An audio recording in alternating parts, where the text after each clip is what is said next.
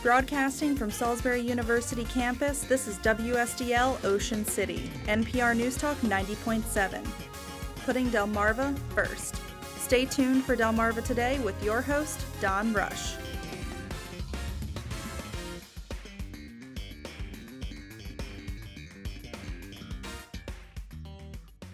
Today marks World AIDS Day. Welcome to Delmarva Today. This is Don Rush. There are more than 36 million people who were living with HIV at the end of last year. 1.8 million became infected in 2017, while another 1 million died. But there is some good news. Those with HIV are living longer. In the United States, the rate of new infections dropped by 10% between 2010 and 2014. In our studio this morning from the Wicomico Health Department is James A. Cockey. He's a physician and deputy health officer. And we appreciate you stopping by and chatting with us this morning. Pleasure to be here. So how do you see the situation with the AIDS epidemic as we saw it certainly come out of the 1980s? It looks as if in terms of people living with HIV, it's a lot longer than it used to be. What's your overall assessment of where we are? Well, there's been extraordinary progress in both the treatment of people infected with HIV so that they're living much longer, and there's reasonable expectation that people infected with HIV in their 20s who don't have other health risk factors will live essentially a normal lifespan if they are retained in treatment and keep taking medications. So the mortality from HIV infection in the United States is way, way down. In the early and mid-'80s, it was nearly 100% of infected people would eventually die from the disease. And for a long time, we had no effective treatment whatsoever, and we had very limited effective prevention. Medications started becoming available in the late 80s, and nowadays there are over 30 different medications to treat HIV, and there are combinations that can be as simple as one pill once a day, which are highly effective. Back in the 80s and 90s, the early combination therapies were very burdensome. People had to take multiple pills multiple times a day, some with food, some without food, with terrible side effects, and it was hard to adhere to them. Nowadays, they're very well tolerated and as well as very effective.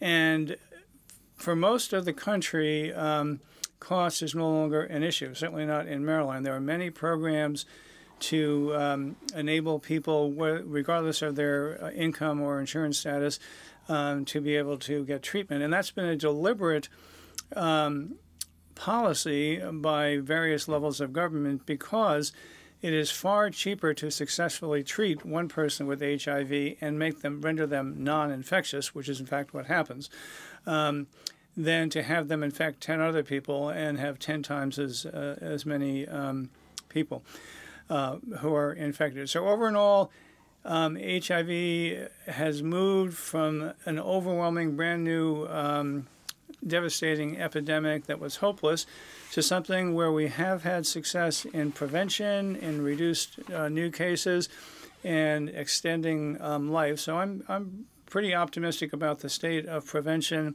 and treatment. I am not optimistic about elimination. Let me ask you, how do you contrast, say, for instance, what's going on in the United States with, say, a place such as Africa where AIDS has devastated whole communities and whole countries? Well, Africa, large parts of Africa are really doing well. The West has, through various things, including what's the guy at Microsoft? Bill Gates. The Bill and Melinda Gates Foundation has funneled and managed money very well for prevention programs and treatment programs. President Bush developed the President's Emergency program for treating HIV, and they've had enormous success. So a remarkably high percentage of people infected in sub-Saharan Africa have been identified or under treatment and living much improved lives. The developed world certainly has more money and more infrastructure. The developed world, including the United States, Canada, Western Europe, and Japan, are doing significantly better than the undeveloped world, but there's been enormous progress made in third world countries also. One of the things that I was reading about was that one of the keys has been rapid diagnosis, that you catch it early, as it were. How significant is that for people? Well, there's two questions wrapped up in that one question. Mm-hmm. One is this research idea that's been around for many years and been tested many different ways, that if you catch it during a very early stage when it's not well established and you treat it, can you prevent treatment or change the long-term outcome of the disease? And that isn't really fully settled. And there's so few people that are caught acutely that it's not a major epidemiological target. On the other hand, people who are infected and don't know it are the most efficient transmitters of the disease. And people who are infected in the first few months of infection, they're what we call viral loads. The amount of virus that's swimming through their bloodstream are much, much higher, and therefore they're much more infectious. So identifying one of the key strategies in the National AIDS strategy is identifying people who are infected so they'll know, and simply knowing, there's evidence that people will change some of their risk behaviors and reduce transmission. But the next step beyond that is to engage them in treatment. The next step beyond that is to get them on successful medications. And the next step beyond that is to get them where the virus is fully suppressed and they become non-infectious. Identifying people with HIV is a key part of the national AIDS strategy, and it's been enormously successful. Currently, there's an estimated 1.1 million people in the United States who are HIV infected, and about 15% don't know it. That means 85% do know it. A few years ago, it was 20% didn't know it. So there's been all sorts of outreach and programs for testing to identify people and to get them into care. And there's been a significant degree of success, certainly nowhere near 100%, but major improvement. How do you assess this, sort of historically, the government action in terms of responding to this disease? I mean, I know in the early 80s there was even a reluctance on the part of the Reagan administration to mention the disease. Obviously, it was often focused on the gay community, that is, the male gay community. How do you see the long arc in terms of government I think the long responding? arc has been wonderful, certainly at the state level for most states, including Maryland, and for the most part at the national level. And part of that, you might say, is humanitarian, doing the right thing, but part of it is cold dollars. It is cheaper to identify and treat people, even at enormous expense, and the lifetime treatment for somebody with HIV can be over $600,000, or averages in that range. But it's cheaper to identify and treat them than to have them affect another 10 or 20 people. So from both a doing the right thing perspective and from a financial perspective, government at most levels in most places has identified that it is cost effective to diagnose and treat. And it's very much parallel to a national experience with tuberculosis. Tuberculosis first became treatable and curable in the 1950s, and there were questions about who was going to pay for it, and should you have skin in the game, and why should other taxpayers pick up the bill. And it became increasingly obvious that if government did not intervene, you just had more tuberculosis. And it took decades for the politicians and society to internalize and accept that, and now it's just a given norm. You want to control tuberculosis, you have to have government funding to treat people both with active TB and early latent TB to prevent more TB, and it's been phenomenally successful. And the same thing is in process and with significant progress in HIV. Do you see any decline with the new administration, any decline in funding at all, or any change of opinion? We haven't yet. There's obviously, it's only a year, I guess. Yeah, so. Obviously concerns. If Medicaid expansion is undercut and MA access is reduced, that will be an enormous problem with controlling HIV.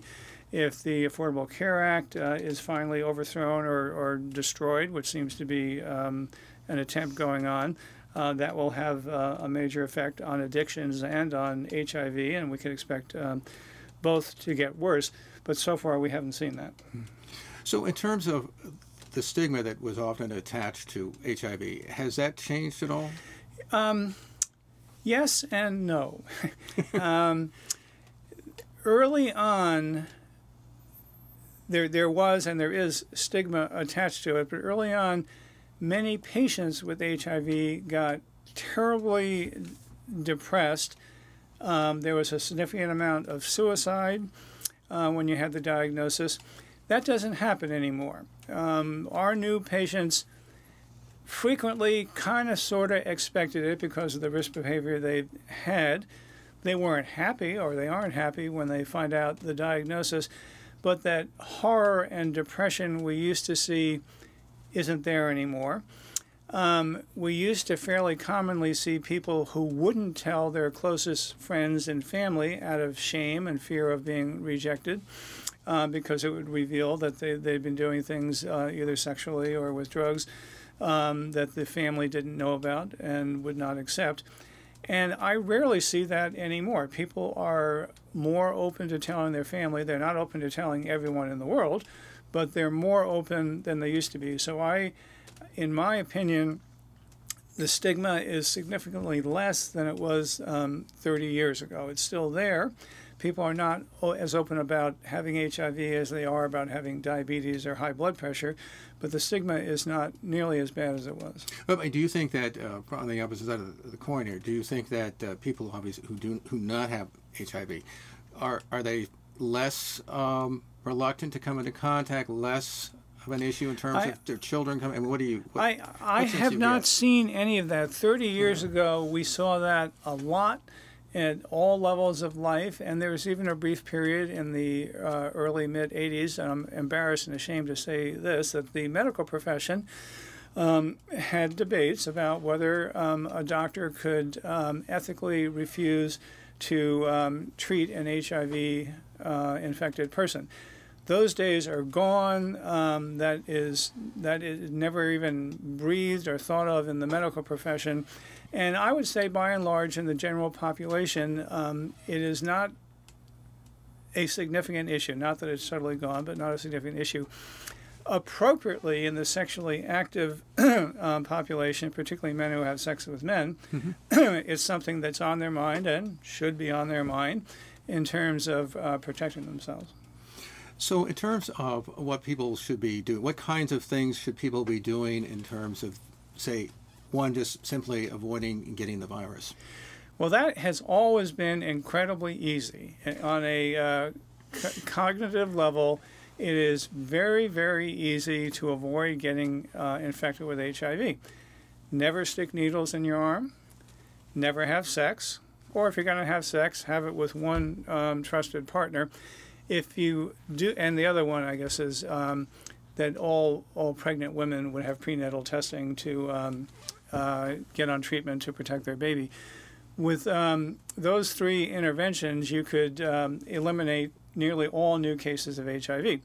But the third one, the routine identification of infected pregnant women and getting them on treatment, is nearly 100% successful in the United States.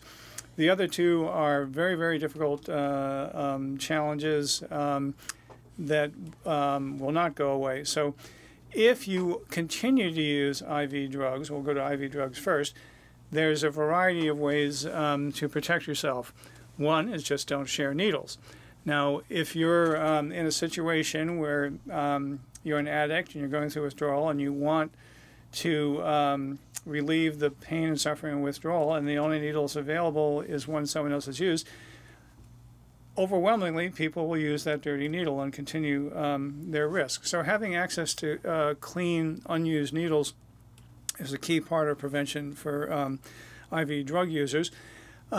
Maryland has in Baltimore City has had needle exchange programs for over 20 years, and they've been extraordinarily successful in reducing the acquisition or the rate of new HIV infections.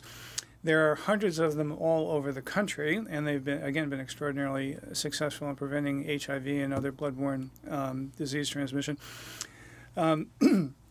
Maryland in 2016 passed a law expanding the ability to do needle exchange programs in every jurisdiction of the state. So it's now legal all over the state with appropriate local oversight and authorization, and in accordance with Maryland law. And Wycomico County, as well as about 6 or 8 other counties in the state, are in the process of developing syringe service programs.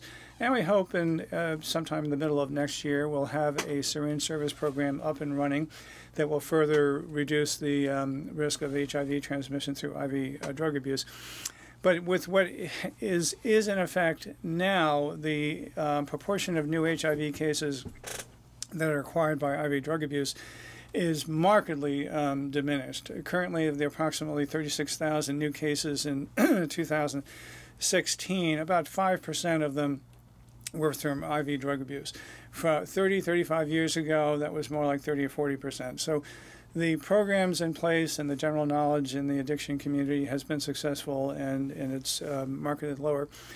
In terms of sexual transmission, the greatest risk population are men who have sex with men, and that can include men who self-identify as gay or men who self-identify as bisexual.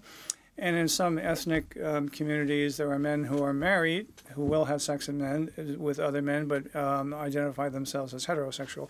But any man who at least sometimes has sex with other men is at risk for a lot of bloodborne infectious diseases. And some of the HIV prevention methods and modalities go back to the 80s. They're fairly simple.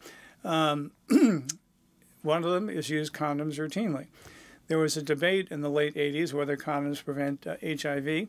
There's no debate anymore. They're highly effective. They're not 100% effective. And the biggest downfall with condoms, both for pregnancy prevention and transmission of sexually transmitted infections, is using them. So most failures are related to just not using it in the heat of the moment, and occasionally to breaking or to condom failure.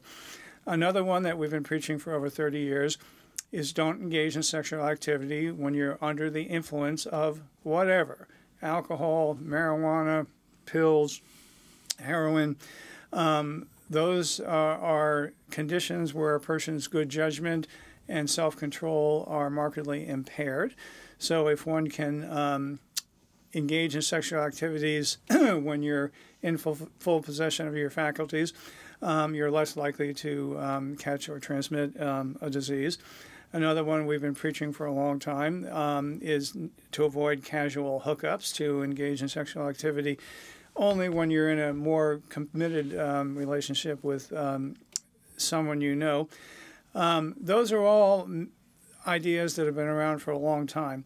But there are new ones that are incredibly effective and are part of the reason we're seeing such improvement in HIV incidence. One new one is the notion of treatment as prevention. And this is a notion, again, modeled after the TB model we spoke of a few moments ago, where if you identify people who are infected, get them into treatment, the measurable amount of the virus in the blood becomes unmeasurable by usual tests. They are not infectious. So far, there hasn't been a single case of transmitted HIV infection by a person who was successfully under treatment with fully suppressed viral load, we call it. So identifying people, getting them into treatment, rendering them non-detectable is highly effective at preventing transmission. And that has been the major strategy for the last 8-10 years. In more recent years, there's another strategy known as PrEP, or pre-exposure prophylaxis. And there are medications, currently there's one that's approved by the FDA called Truvada, which if taken every day are highly successful in preventing HIV acquisition in people who continue with risk behavior, be it intravenous drugs or sexual.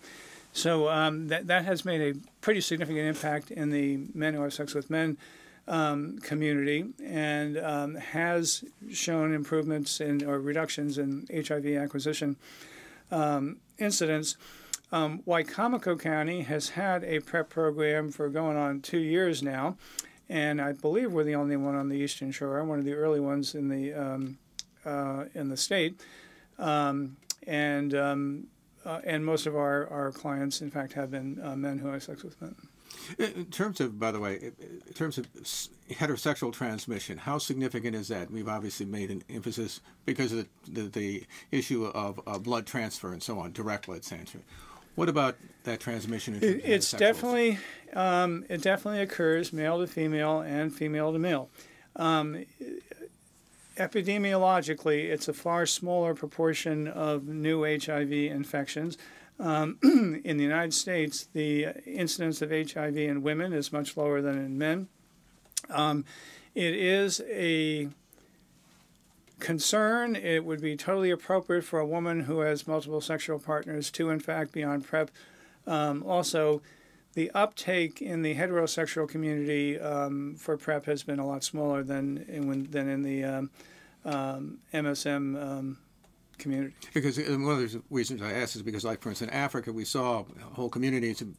It was not just simply gay men, for example, but that whole communities, including women, found themselves at risk or infected. Definitely an issue. It has the social structure and epidemiological patterns in the United States have been different from that in Africa for a host of reasons.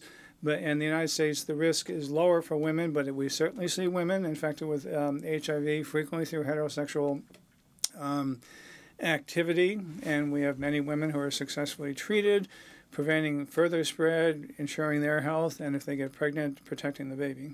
So are you optimistic? I mean, we're celebrating this World AIDS Day. What do you see in the future? I mean, and do you see any kind of cure or vaccine in the future? There has been work on vaccine for many years. There is ongoing work on vaccines.